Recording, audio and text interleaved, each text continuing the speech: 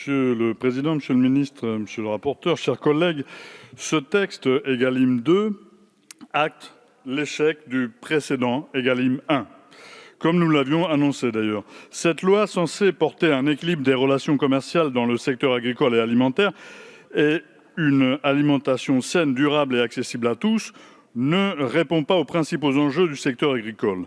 Vous n'apportez aucune garantie réelle pour la rémunération des agriculteurs et vous ne vous attaquez pas à la racine du problème. Je pense notamment aux dumpings internationaux à l'intérieur et à l'extérieur de l'Union européenne.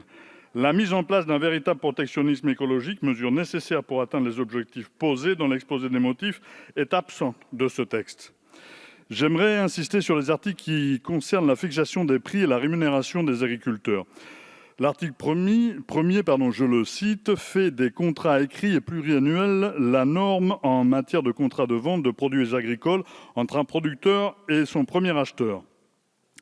Ici, donc, il s'agit de donner plus de visibilité aux producteurs plutôt que de les soumettre à la versatilité et à la volatilité des achats des distributeurs.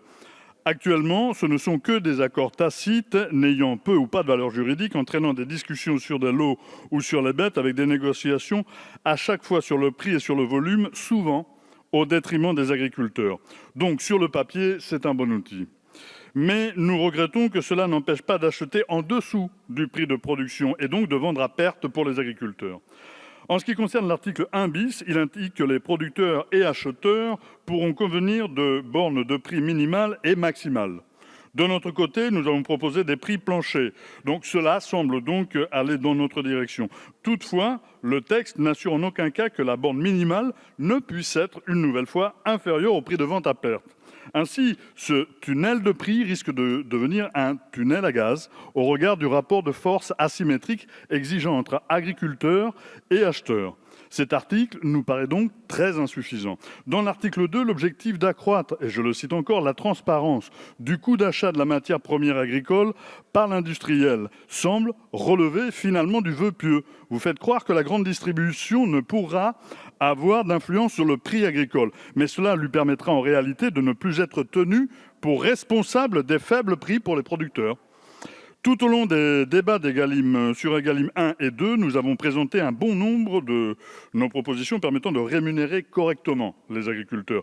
Concernant les prix, nous souhaitons la mise en place pour certains produits de prix minimum et d'une taxe à l'importation. Ces taxes seront appliquées si besoin, afin de ne pas créer de distorsion de concurrence entre les produits français et les produits importés de pays où les niveaux de rémunération du travail seraient inférieurs.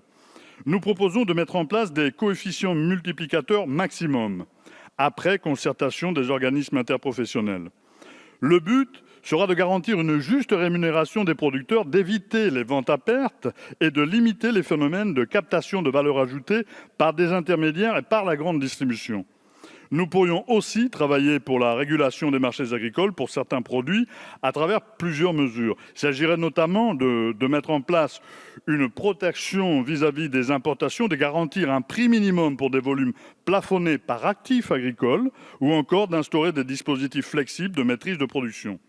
Cela concernerait entre autres les quotas laitiers, les têtes de bétail pour lesquels nous limiterons les surfaces et les rendements viticoles.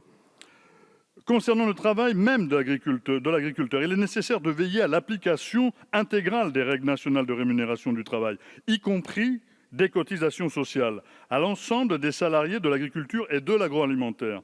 Cela passera notamment par la fin du dumping et du travail détaché. Nous souhaitons également la création d'un réseau de coopératives de consommateurs en circuit court et un plan de développement des coopératives de producteurs. Cela s'accompagnerait d'une reconnaissance du droit des organisations de producteurs à négocier collectivement les contrats avec l'aval concernant les volumes et le prix de vente. Pour résumer, chers collègues, notre ambition est de mettre l'accent sur le protectionnisme écologique, clé d'un modèle agricole vertueux et d'une amélioration des conditions de vie et d'existence des agriculteurs français. Si les objectifs affichés du texte Egalim 2 sont louables, nous regrettons que, par manque d'ambition, le quotidien des agriculteurs ne connaîtra pas de radicale amélioration. Je vous remercie.